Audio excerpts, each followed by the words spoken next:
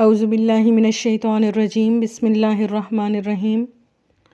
سورہ یونس کی تفسیر ہماری چل رہی تھی۔ رمضان المبارک سے پہلے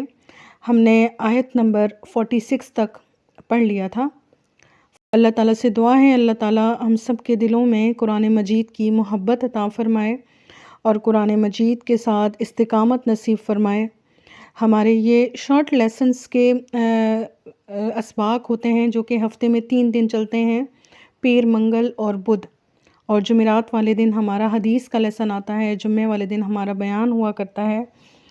تو اس ترتیب کے ساتھ بنات اکیڈمی کے پلیٹ فارم سے میں آپ سب کی معلمہ ام حمزہ آپ کو تفسیر کے لیسنز انشاءاللہ اپنے وقت پر یوٹیوب کے ذریعے اپلوڈ کرنے کی پوری کوشش کروں گی۔ امید ہے آپ سب بھی اسی ذوق و شوق کے ساتھ سماعت فرمائیں گے اور آگے شیئر بھی کریں گے۔ تو ہم سورہ یونس شروع کرتے ہیں۔ سورہ یونس مکی سورہ ہے، اور جیسا کہ بار بار یہ بات بتائی جاتی ہے کہ جو مکی قرآن ہے، مکی قرآن میں جو مخاطب ہیں قرآن مجید کے وہ مشرکین مکہ ہیں، اور مشرکین مکہ کے جو ڈاؤٹس تھے یا ان کے جو عقیدے خراب ہو چکے تھے اور جو عقیدے اسلام کے ان کو سمجھ میں نہیں آتے تھے، ان میں سے میجر جو 3 عقیدے تھے، ان میں ایک تو اللہ تعالیٰ کی وحدانیت،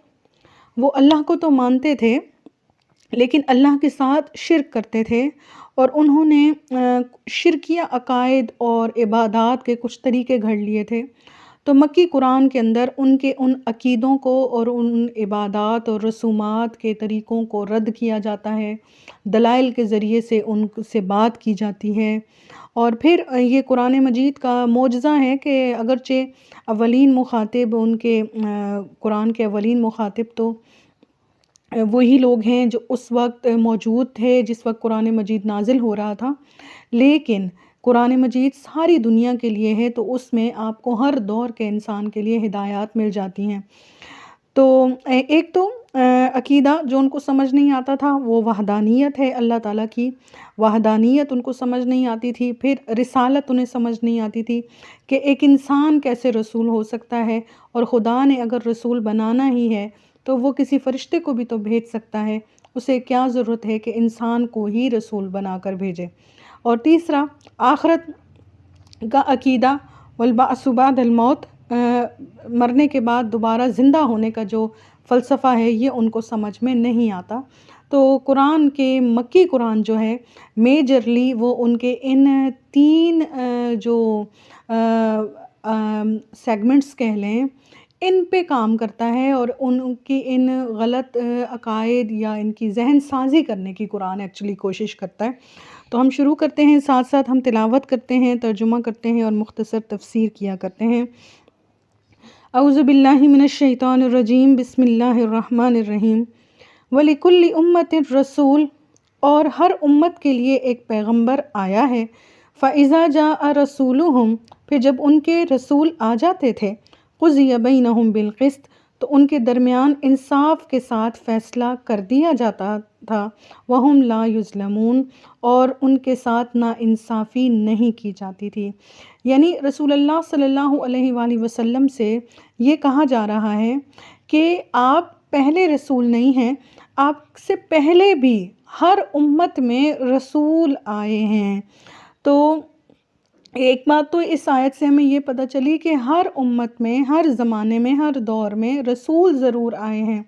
تو قیامت والے دن کوئی یہ نہیں کہہ سکے گا کہ ہمارے پاس رسول نہیں آئے تھے یا ہم تک اللہ کی بات نہیں پہنچی تھی، بلکہ قرآن کیا کہتا ہے، وَلِكُلِّ أُمَّةٍ رسول، ہر امت کے لیے، ہر طبقے کے لیے، ہر دور میں اللہ تعالیٰ نے رسول بھیجے ہیں۔ اور پھر نبی علیہ السلام تو آپ تو عالمی نبی ہیں، تمام جہان والوں کے لیے آپ نبی بنا کر بھیجے گئے۔ تمام جماعتوں میں، تمام امتوں میں رسول آئے، پھر جب ان کے رسول آ جاتے تھے، فَإِذَا جَاءَ رَسُولُهُمْ، جب ایک دفعہ اللہ کا پیغام پہنچ جائے کسی قوم کی طرف اور وہ ایمان نہ لائیں، تو پھر اس قوم کے ساتھ 2 ہی طریقے، 2 ہی رویے اللہ تعالیٰ کی طرف سے جو سنت الہیہ ہے جو جاری رہتی تھی، وہ کیا ہے، یا تو وہ دین کی دعوت قبول کر لیں تو ابدی نجات پا جائیں، اور اگر وہ الٹی روش اختیار کریں، اللہ کے نبیوں کو ستائیں، اللہ کے نبیوں کو قتل کریں یا ان کو ایذائیں دیں، تو پھر کیا اللہ تعالیٰ کی طرف سے ان پر عذاب آیا ہے۔ قضی بینہم کا یہی مطلب ہے کہ ان کا فیصلہ کر دیا گیا، ان کی بات پوری کر دی گئی۔ تو جب کسی پر اللہ کی بات پیش کر دی جائے، اللہ کا پیغام پہنچ جائے، اس کے بعد بھی وہ ہٹ دھرمی کرے، تو پھر اللہ کی طرف سے سزا بھی سخت آتی ہے، بالقسط، انصاف کے ساتھ۔ جس کے ساتھ جو معاملہ کیا گیا وہ انصاف کے ساتھ ہوا، ظلم نہیں ہوا کسی کے اوپر، وَهُمْ لَا يُظْلَمُونَ، اور ان پر ظلم نہیں کیا گیا۔ وَيَقُولُونَ مَتَىٰ هَٰذَا الْوَعْدُ، اور یہ کہتے ہیں کہ یہ وعدہ کب پورا ہوگا، یعنی قیامت کا وعدہ۔ جیسے شروع میں بات ہوئی کہ مشرکین مکہ کو قیامت کا تصور نہیں سمجھ آتا تھا، تو وہ بار بار یہ کہتے ہیں کہ قیامت آخر کب آئے گی، آپ ہمیں ڈراتے ہیں قیامت سے کہ اس بڑے دن سے ڈرو جس دن اللہ کے ہاں پیش ہونا ہے، تو کب آئے گی؟ ہم نے تو اپنے آباء و اجداد سے بھی یہ باتیں سنی، لیکن اتنے زمانے گزر گئے اب تک قیامت نہیں آئی، تو آپ ہمیں اس کا صحیح وقت بتا دیں کہ قیامت کب آئے گی، ان کنتم صادقین، اگر آپ واقعی سچے ہیں۔ قُل لَا أَمْلِكُ لِنَفْسِي ضَرًّا، آپ فرما دیجئے میں تو اپنی جان کے کسی نقصان کا، ولا نفع، یا کسی نفع کا بھی ذمہ دار نہیں ہوں۔ یعنی اب اللہ تعالیٰ رسول اللہ صلی اللہ علیہ وسلم کو خود جواب سکھا رہے ہیں، جواب تعلیم فرما رہے ہیں کہ آپ ان سے فرما دیجئے کہ میں تو خود اپنی جان کے نفع نقصان کا ذمہ دار نہیں ہوں، مختار نہیں ہوں، الا ما شاء اللہ، مگر جو اللہ چاہے۔ یہاں دیکھیں کتنا بڑا ہمیں ایک عقیدہ دیا جا رہا ہے کہ رسول اللہ صلی اللہ علیہ وسلم سے بلند تر مخلوق کے اندر کوئی ہستی نہیں ہے، لیکن قرآن نے نبی علیہ السلام کے ذریعے سے بھی کیا کہلوایا کہ مختار کل صرف اللہ کی ذات ہے، نفع اور نقصان کا ذمہ دار صرف اللہ ہے۔ تو کتنا بڑا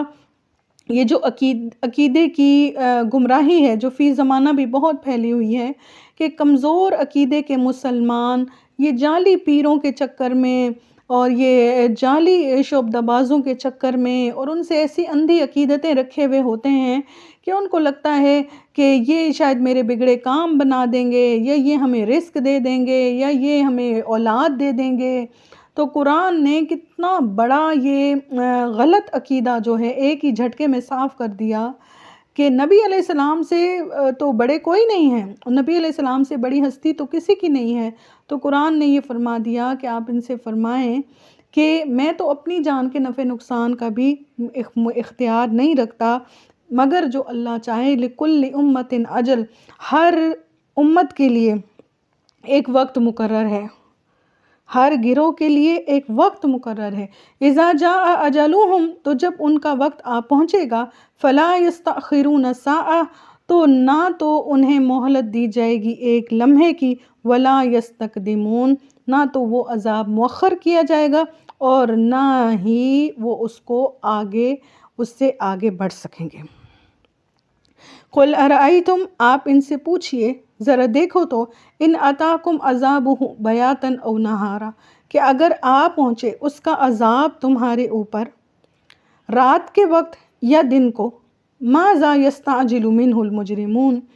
تو تم کیا کر لوگے، کون ایسی بہتر چیز ہے کہ جس کے لیے یہ مجرمین جلد بازی کر رہے ہیں، یعنی اس عذاب کے اندر کون سا ایسا پازیٹیو پہلو ہے کہ جس کے لیے یہ جلدی مچا رہے ہیں۔ یعنی عذاب تو ڈرنے کی چیز ہے، اگر ان کو عذاب سے ڈرایا جاتا ہے تو ان کو چاہیے کہ عذاب سے بچنے کی دعائیں مانگیں اور اپنے لیے ہدایت کی دعائیں مانگیں، نہ کہ یہ کہ وہ عذاب کو جلدی اور اس کی تعجیل مانگنا شروع کر دیں۔ اللہ تعالی ہم سب کو عاجزی والی زندگی اور ایمان والی زندگی عطا فرمائے، اور اللہ تعالی ہم سب کو قرآن کے ساتھ تا حیات جوڑے رکھے۔ بلا شبہ قرآن کریم کے ساتھ جڑا رہنا انسان کو ڈاؤن ٹو ارتھ بھی رکھتا ہے، اور انسان کو اس کی اور اس دنیا کی حقیقت جو ہے وہ انسان کے ذہن میں واضح رہتی ہے، مستحضر رہتی ہے۔ اللہ تعالی ہم سب کو اپنی رضا والی زندگی گزارنے کی توفیق عطا فرمائے، آمین ثم آمین۔